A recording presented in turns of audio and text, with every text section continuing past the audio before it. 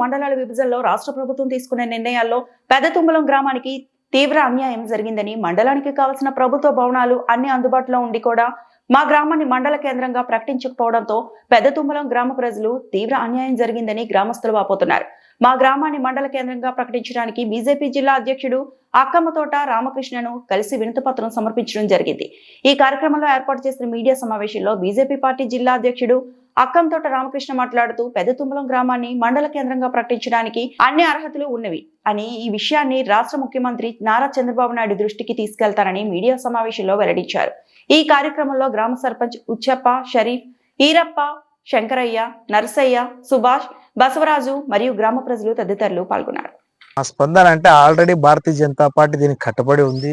మా ఎమ్మెల్యే గారు అసెంబ్లీలో కూడా ప్రస్తావించడం జరిగింది. 4 మండలాలుగా విభజన చేయాలి, మా ఆదోనిని మండలాలు వస్తేనే అభివృద్ధి నోచుకుంటుంది, అభివృద్ధి దిశగా ముందుకు పోతుందని కూడా చెప్పడం జరిగింది.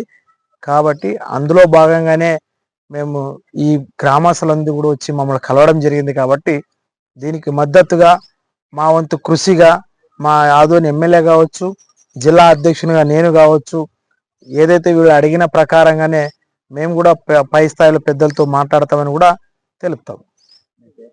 నా పేరు రామకృష్ణ, కర్నూలు జిల్లా అధ్యక్షుడు.